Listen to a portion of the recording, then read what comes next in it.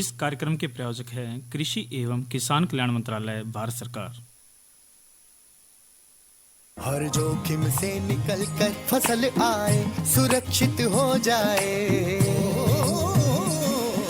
फसल बीमा से हर किसान अब आत्मनिर्भर हो जाए।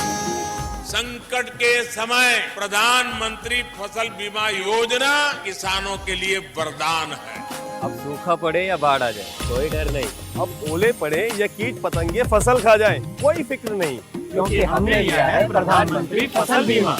बुआई से फसल कटाई तक हर जोखिम का दावा, न्यूनतम प्रीमियम पर अधिकतम भुगतान का वादा। योजना से हर साल जुड़ रहे हैं 5 करोड़ से ज्यादा किसान। अब आपकी है बारी। नजदीकी कृषि कार्यालय, सहकारी समिति, बैंक शाखा, अधिकृत बीमा कंपनी या जन सेवा केंद्र में स्वेच्छा से करा सकते हैं पंजीकरण। फसल बीमा पोर्टल या फसल बीमा ऐप द्वारा भी कराया जा सकता है पंजीकरण। प्रधानमंत्री फसल बीमा योजना, आपकी फसलों का संपूर्ण सुरक्षा कवच। कृषि एवं किसान कल्याण मंत्रालय, भारत सरकार।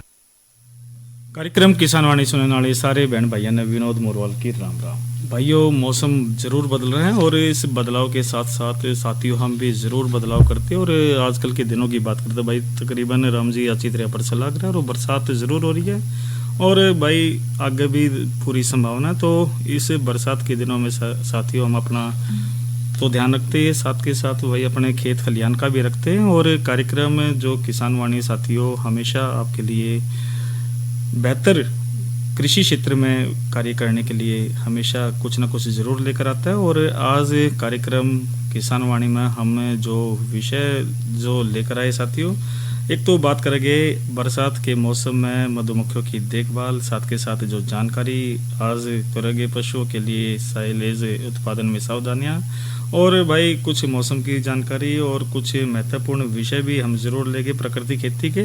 तो साथियों अब जो बातचीत हम करें तो भाई हमने जो विषय हम लेकर आए हैं साथियों, आज जो हमने बातचीत करी प्रगतिशील किसान बहन भाइयों के लिए बातचीत करी है और कृषि वैज्ञानिक डॉक्टर राम गोपाल शर्मा से हमने बातचीत करी थी पेडी ट्रांसप्लांटेशन में, यानी कि पौधारोपण जो जिस तरह हम दान की बात करते हैं, तो उसमें जो इस विषय पर हमने महत्वपूर्ण बातचीत करी कि भाई क्या सावधानियां उसमें रखनी चाहिए। तो बातचीत के जरूर अंत सुनते हैं।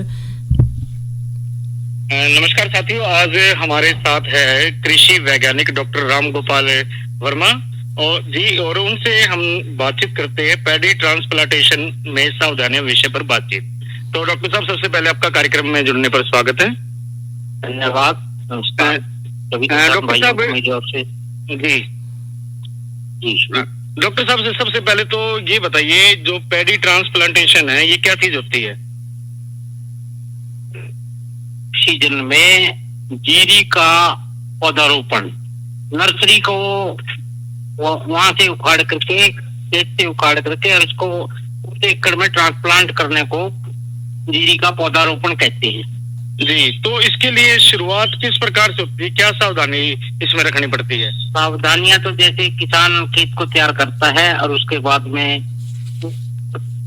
दे करके उसको पडलिंग करता है अच्छी तरीके से, तो सावधान कि क्या रखना पड़ता है कि देखना होता है कि खेत समतल है या नहीं है, अच्छी तरह समतल हो, जिससे पानी कहीं पर ज्यादा ना खड़ा हो, कहीं कम ना खड़ा हो।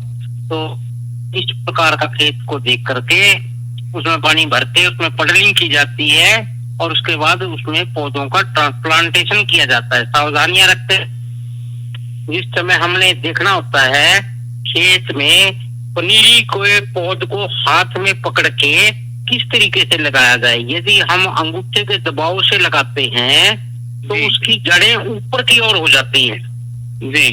उससे हमारे को ये नुकसान होता है कि हमारा पौधा चलने में समय लेता है, लगभग 10 से 15 दिन हमारी जीरी लेट हो जाती है। उस समय पर हमारी जीरी लेट हो जाएगी नई जड़ें निकलने में जी। तो हमारी को ये विशेष सावधानियां रखनी होती हैं, क्योंकि यदि हमारी जीरी में नई जड़ें निकलने में जो समय लगना है, तो फिर हम ये सोचेंगे कि हमारा पौधा हमारे खेत में हमारी जीरी चल नहीं रही, और किसान इसमें घबरा करके अपने खादों को अधिक मात्रा में डालना शुरू कर देता है। भाई मेरी जीरी खड़ी हुई है, ये चल नहीं पा रही, इसलिए तो ये विशेष सावधानी रखनी पड़ती है। और प्रति वर्ग मीटर में एक विशेष और ध्यान रखना होता है कि हमारे यहाँ 22 से 25 पौधे प्रति वर्ग मीटर के अंदर लगने चाहिए। तो इस चीज का सावधानी रखनी चाहिए जी, है? किसान ज्यादातर 16 से 18 पौधे हाँ जी लगाते हैं, जिससे पैदावार पे सीधा असर पड़ता है। यदि हमारे प्रति वर्ग मीटर में 22 से 25 पौधे लगे हुए हैं, तो हमारे को अधिक पैदावार मिलेगी। और विशेष ख्याल रखने वाली बात है, हमने उसके अंदर हर जगह पर 2-2 पौधों को ट्रांसप्लांट करना होता है, और सीधी जड़ों को प्लांटेशन करना होता है। ये विशेष ख्याल रखने वाली बातें हैं, नहीं तो जीरी की पैदावार पर, धान की पैदावार पर सीधा असर है, धान की बढ़वार पर सीधा असर है। ये विशेष ख्याल रखने वाली बातें हैं जी डॉक्टर। और हाँ जी, और विशेष इसमें ये है कि 2 दिन के अंदर हमने 72 घंटे के अंदर जो प्रीटिला क्लोर दवाई है या एक्जिल के नाम से आ रही है, इन दवाइयों का एक फिल्म पानी के ऊपर डाल करके डालनी होती है। वो रेते में मिला करके भी डाली जा सकती है, और स्प्रे भी किया जा सकता है, और छिट्टा भी दिया जा सकता है। मतलब मिट्टी में मिला करके उसको छिट्टा भी दे सकते हो। वो दवाई को हमने खेत में पहुंचाना होता है, जिससे वो एक फिल्म बना देती है और कबाड़ को जमने नहीं देती। जो जमीन में से पौधा जो कबाड़ आता है उसको रोक लेती है। तो ये कुछ विशेष सावधानियां इस समय पर रखनी होती हैं, और ये विशेष रख करके हम अधिक एक तो खरपतवारों को रोक सकते हैं, और दूसरा हम अधिक पैदावार भी ले सकते हैं। यदि हम अच्छी तरीके से ट्रांसप्लांटिंग करते हैं तो पैदावार भी अच्छी ले पाते हैं। जी डॉक्टर साहब, एक चीज और बताइए, जब मान लो हम जैसे लगा देते हैं, पैडी ट्रांसप्लांटेशन कर देते हैं, तो एक तो पकड़ने का थोड़ा तरीका सही होना चाहिए इसमें, सबसे बड़ी बात। हाँ, ये तो पकड़ने वाला तरीका बहुत अच्छा होना चाहिए, उसमें दबाव नहीं हो जाता। हाँ, यदि हम अंगूठे का दबाव देंगे तो वहां पर हमारी जड़ें ऊपर को मुंह कर जाएंगी, और वो जड़ें जिनका मुंह ऊपर को होगा वो काम नहीं कर पाएंगी। यदि हमने ठीक पकड़ के लगाया हुआ होगा तो हमारी पैदावार, हमारी जड़ें जल्दी किस प्रकार से पकड़ना चाहिए डॉक्टर साहब इसको? ये दोनों अपने अंगूठे और उंगली के बीच में पकड़ करके लगाना चाहिए जी। हाँ, तो इस तरीके यदि हम अंगूठे की दाब से उसको मिट्टी में दबाएंगे तो वो तरीका हमारा गलत होगा, जिससे जड़ें ऊपर को हो जाएंगी। फिर जब तक वो नई जड़ें वहां से दूसरी जगह से नहीं फूटेंगी तने में से, तब तक हमारी जीरी वैसे ही खेत में, पौधा हमारा वैसे ही खड़ा रहेगा, और इसमें 15 दिन का समय लग पाएगा। 15 दिन में जाकर के हमारी नई जड़ें निकलेंगी, उसके बाद पौधा चलेगा। तब तक किसान ये सोचेगा कि हमारा इसमें भयंकर नुकसान हो जाएगा। चल रही है, कभी वो दूसरे खाद्यों को डालेगा, कभी और जो एक किस्म के पोषक तत्व हैं उनको एक्स्ट्रा डोज देना शुरू कर देगा, और जब वो जड़ें चलेंगी तो एकदम ग्रोथ बढ़ेगी। फिर कहेगा कि यार मेरा तो ज्यादा हरी है। उसमें जब ज्यादा खाद डल जाते हैं तो पौधों में कीड़े भी आते हैं, अधिक कीड़े, अधिक सभी चीजें इस्तेमाल होना चाहिए डॉक्टर साहब इसमें। ये हमारी मोटी जीरियों में 60, 24, 12, 10 की रिकमेंडेशन है। हमारे यहाँ हरियाणा के अंदर 60 किलो शुद्ध नाइट्रोजन, हाँ जी, 24 किलो डीएपी फास्फोरस जी, और 12 किलो है उसके अंदर पोटास, और 10 किलो है जिंक। ये अनुपात बना के हमने चलना पड़ेगा इसमें। हाँ, इस अनुपात से यदि हम डिस्टर्ब करते हैं, अनुपात को ज्यादा करते हैं, तो हमारा खर्चा भी पान भी होता है जी। और डॉक्टर साहब एक चीज और बताइए, जैसे हम दवाइयों का भी इस्तेमाल करते हैं तो उस दौरान हमें क्या सावधानी रखनी चाहिए? दवाइयों को तो स्प्रे करते टाइम पर देखिए, हम यदि हम कीड़ों की अच्छी तरह पहचान कर सकते हैं, बीमारियों की अच्छी तरह पहचान कर सकते हैं, तो हम उन्हीं बीमारियों की, उन्हीं कीड़ों की दवाई को ही खेत में लेकर के आएंगे, बाजार से लेके आएंगे और उन्हीं को स्प्रे करेंगे। यदि हम आड़ती या दुकानदार के भरोसे किसी चीज को लेकर चलेंगे तो हमारा आर्थिक नुकसान ज्यादा होगा, उसमें हमारे पैसे ज्यादा लगेंगे। जी, तो कुल मिला के हम कह सकते हैं कि जो कृषि वैज्ञानिक है उनसे सलाह करके, बातचीत करके जब हमने इस्तेमाल करना चाहिए इन चीजों का, दुकानदार के उसमें नहीं आए ज्यादा।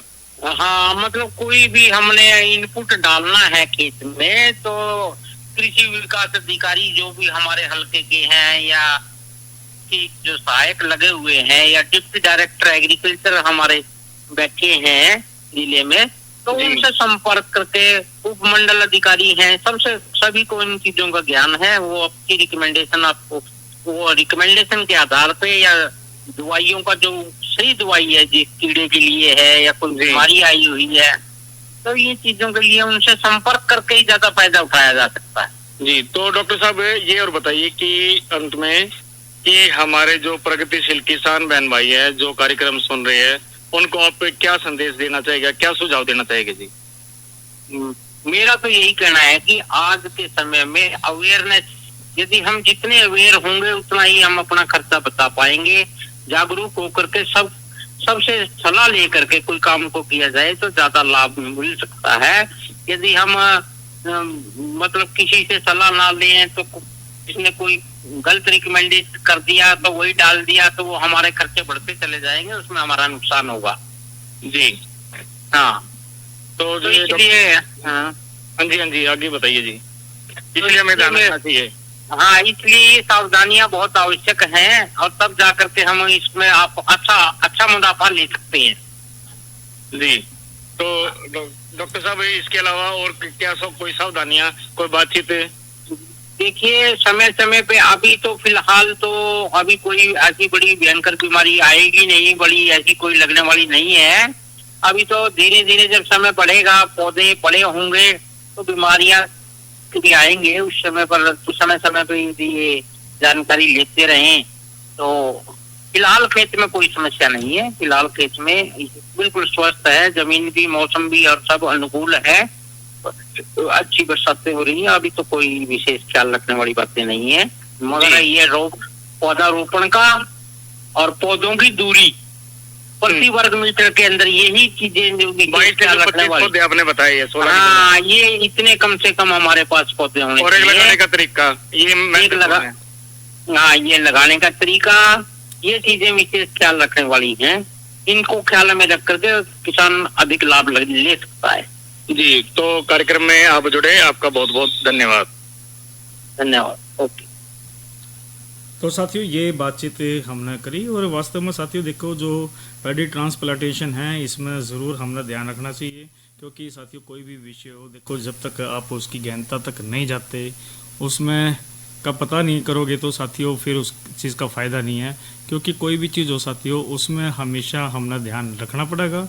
और बातचीत भाई ज़रूर हमने करी थी भाई, ये जो पैडी ट्रांसप्लांटेशन में सावधानी विषय पर कृषि वैज्ञानिक डॉक्टर राम गोपाल शर्मा से बातचीत हमने करी थी और बहुत अच्छी इन्होंने जानकारी दी। और साथियों देखिए, जिस प्रकार से हम बातचीत करते हैं, हमारी कोशिश रहती है कि भी सारी बातचीत महत्वपूर्ण तथ्य ले, और आज का कृषि प्रश्न की भी हम ज़रूर बात कर लेते हैं। क्योंकि साथियों देखो, कार्यक्रम में हम आज का कृषि प्रश्न जो पूछते हैं उससे जानकारी तो बढ़ती है और ये महत्वपूर्ण भी है। तो आज का कृषि प्रश्न है, गन्ने का उत्पादन सबसे ज़्यादा किस ज़िले में होता है? प्रश्न एक बार फिर से, गन्ने का उत्पादन सबसे ज़्यादा किस ज़िले में होता है? उस ज़िले का अपना नाम बताना। और साथियों, जो इसका जो सही उत्तर है आपको 9466021336, एक बार फिर से बता देता हूँ, 9466602136 पर आपको बता देना है।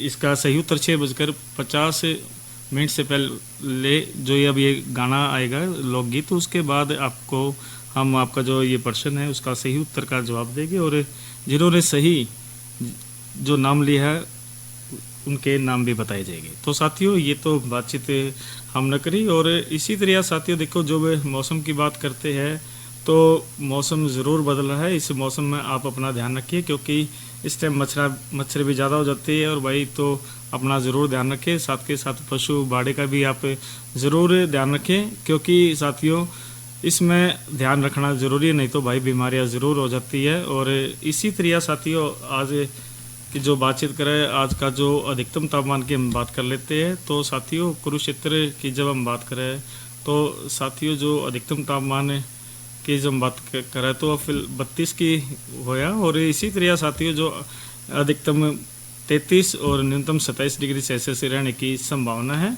और इसी तरह साथियों जो बात करें तो आज का 33 और न्यूनतम 27 और आने वाले 24 घंटे की बात करें तो अधिकतम 34 और न्यूनतम 27 डिग्री सेल्सियस रहने की संभावना है।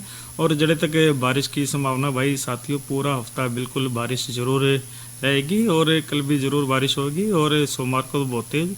तो कुल मिला के साथियों हम कहें तो अपना ज़रूर ध्यान रखिए, क्योंकि मौसम के अनुसार हमने ज़रूर ध्यान रखना पड़ेगा।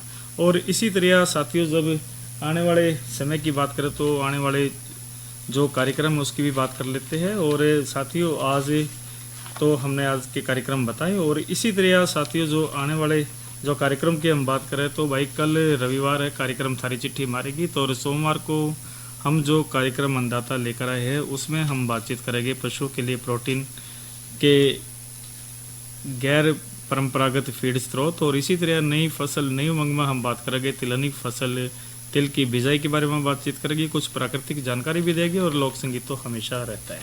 तो साथियों अब बातचीत हमने ज़रूर करी और ज़रूर बातचीत महत्वपूर्ण सुनाई। और अब मनोरंजन भी करवा देते हैं कार्यक्रम किसानवाणी में। और इस रागनी के बाद हम जो आज का कृषि प्रश्न है उसका जो सही जवाब वो बताएगी और विजेताओं के नाम भी बताएगी।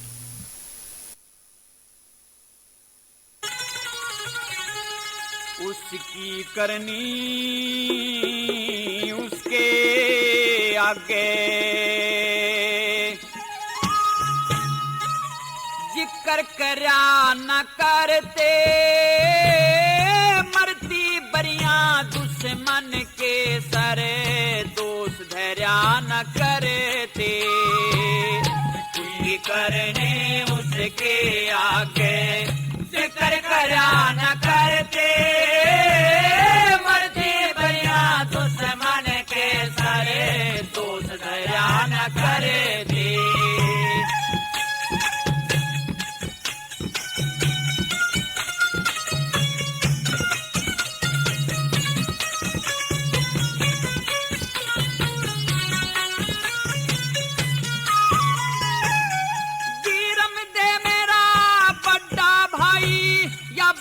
कहन की कोना एक म्यान में दो बरछी दिके कह रहन की कोना दरबारा में शोर माच जाया चोट सहन की कोना जम्मल भी मेरे भाई का बेटा खोट कहन की कोना जम्मल भी मेरे भाई का बेटा खोट कहन की बोला न्यू आवे धन न्यू है चाला जा न्यू आवे धन न्यू है चाला जा गैल मरा न करते मरती बरिया दुश्मन के सरे दोष धरा न करते उसकी करनी उसके आगे जिक्र करा न करते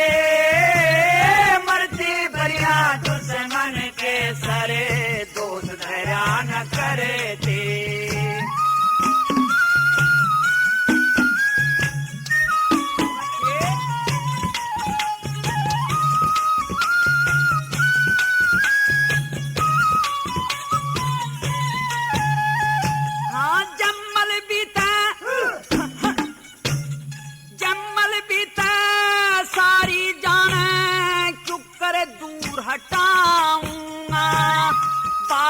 पण नादान अवस्था क्यों करे घर ते ताऊंगा 10 मानस का अच्छे हो जावे क्यों कर जी भलाऊंगा देश बेशर्मीत दरबारा में क्यों कर आंख मिलाऊंगा, बेशर्मीत दरबारा में क्यों कर आंख मिलाऊंगा। बब्बर शेर भी भूखा मर जा, बब्बर शेर भी भूखा मर जा, पर डाब चर्या न करते मरती बरिया दुश्मन के सरे, दोष धरा न करते उसकी करने उसके आगे जिक्र करा न करते मरती बरिया दुश्मन के सरे, दोष धरा न करते।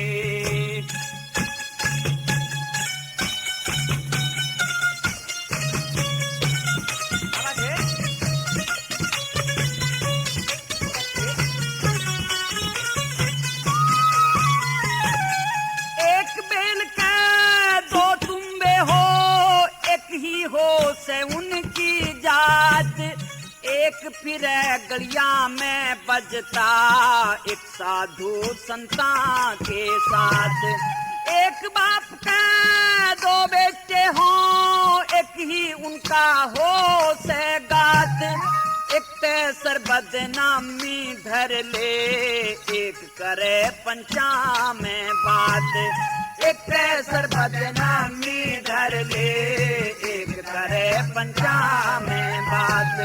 पेज के ऊपर जहर का प्याला, पेज के ऊपर जहर का प्याला, झूठ भरा न करते मरती बरिया दुश्मन के सरे, दोष धरा न करते उसके करने उसके आगे जिक्र करा न करते मरती बरिया दुश्मन के सरे, दोष धरा न करते।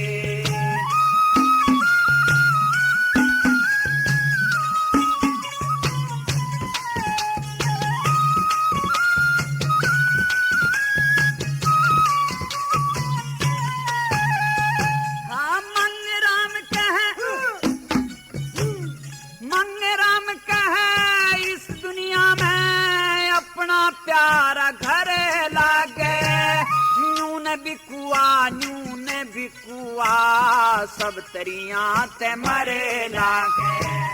बद से तो बदनाम बुरा मन, बदनामी ते डरे लागे। तमने इसी कसूती बात कही मेरा धरती के मसरे लागे, इसी कसूती बात कही मेरा धरती के मसरे लागे। भाई गला बैर करे वो, भाई गला बैर करे वो, कदे फिरिया न करते मरती बरिया दुश्मन के सारे, दोष धरा न करते उसके करने उसके आगे जिक्र करा न करते मरते बरिया दुश्मन के सरे, दोष धरा न करते।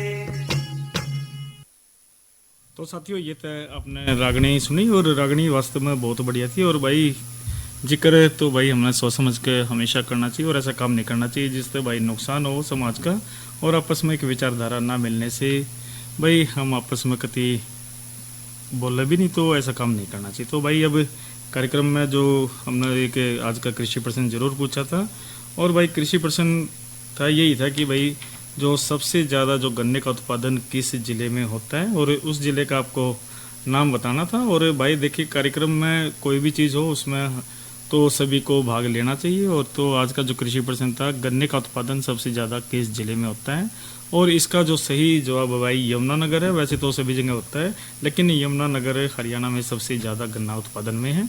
और अब इसका जो सही उत्तर दिया है उसकी भी बात जरूर कर लेते हैं। भाई यमुनानगर से ही सही पहला जवाब आया है, जिनके नाम रणधीर सिंह बांगड़, मेजो देवी और परिवार के सभी सदस्य हैं।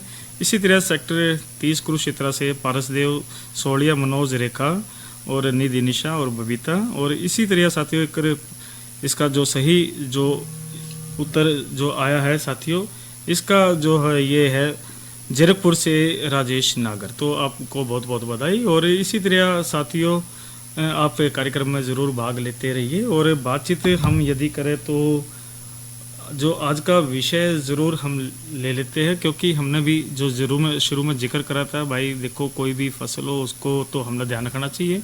और इसी तरह जो आज की नसीहत में बरसात के दिनों में मधुमक्खियों की देखभाल की बात कर लेते हैं, क्योंकि साथियों देखो कोई भी विषय है तो उसका ध्यान जरूर रखना पड़ेगा। और बरसात के मौसम में जो मधुमक्खियों की देखभाल के लिए भाई छत्ते को सूखे और सुरक्षित स्थान पर रखे, मधुमक्खियों को पर्याप्त भोजन और पानी उपलब्ध करावा और छत्ते का नियमित निरीक्षण भी कराए, ताकि भाई किसी भी समस्या का हमें पता चल सके। और इसी तरह भाई बात करें तो छत्ते की सुरक्षित और सूखी जगह हमने रखना चाहिए, उन तब भाई दाना पानी भी हमने ज़रूर रखना चाहिए, देना चाहिए। और खरपतवार के जो बचाव की बात करें तो छत्ते से के आसपास जो खरपतवारों को साफ करते रहे, ताकि मधुमक्खियों के लिए भाई परेशानी का सबब ना बने। और धूप से भी बचाना चाहिए, अगर जो संभव हो तो भाई छत्ते को छायादार स्थान पर रखें, ताकि मधुमक्खियों को गर्मी से बचाया जा सके।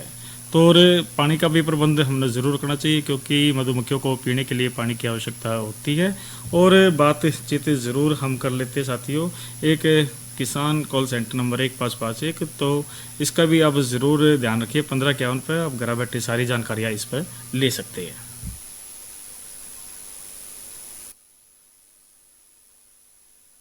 अरे अरे अरे क्या कर रहा है? इधर इधर इधर, हम बोल रहे हैं तेरे बीजू का। उतला बोल रहा है? हाँ, पक्षियों से तो हम खेत को बचा लेते हैं, पर इन घातक रसायनों से कैसे बचाएं? मतलब? देख बेटा, तू जो ये अंधाधुंध रसायन मिलाता है ना, मिट्टी की सेहत बिगड़ने लगी है। और जब माटी ही कमजोर पड़ जाएगी तो उपज कैसे सेहतमंद होगी? हाँ? अरे पहले ऐसा नहीं था। पूछना अपने बड़े बुजुर्गों से, कैसे फसल लहलहाती थी, शुद्धता झलकती थी। हाँ, माटी भी तंदुरुस्त और लोग भी। अरे अब पहली वाली बात कहाँ? पर अब तो सब यही डाले हैं। सब नहीं, आज भी लाखों जागरूक किसान परंपरागत विधि से फसल उगा रहे हैं। खर्चा कम और उपज की कीमत भी बेहतर पा रहे हैं। सच है? रे बेटे, एक्सपीरियंस से बता रहे हैं, धूप में बाल सफेद नहीं किए हैं। हाँ। ठीक है भाई, मैं भी आज से जैविक खेती शुरू करूंगा। माटी से प्रेम की परंपरा है, परंपरागत खेती। आज के कार्यक्रम में इतना ही। और एक जाते जाते एक जानकारी जरूर दे लेते हैं भाई, जो पशुओं में साइलेज उत्पादन में सावधानी हमने जरूर रखनी चाहिए, क्योंकि साइलेज उत्पादन में सावधानी बरतने के लिए भाई सही चारे का चुनाव, साफ सुथरी सामग्री का उपयोग और उचित नमी स्तर पर बनाए रखना महत्वपूर्ण है, क्योंकि साइलेज को अच्छी तरह से पैक करना और सील करना की भी ज़रूरत पड़ती है। तो इस चीज़ का हमने ज़रूर ध्यान रखना चाहिए, सही चारे का हमने सही चुनाव करना चाहिए। तो साथियों, आज के कार्यक्रम में इतना ही। और इस कार्यक्रम के प्रायोजक थे कृषि एवं किसान कल्याण मंत्रालय, भारत सरकार। अपने साथी विनोद मोरवाल को दीजिए इजाज़त। अच्छा बहनों और भाइयों, राम राम।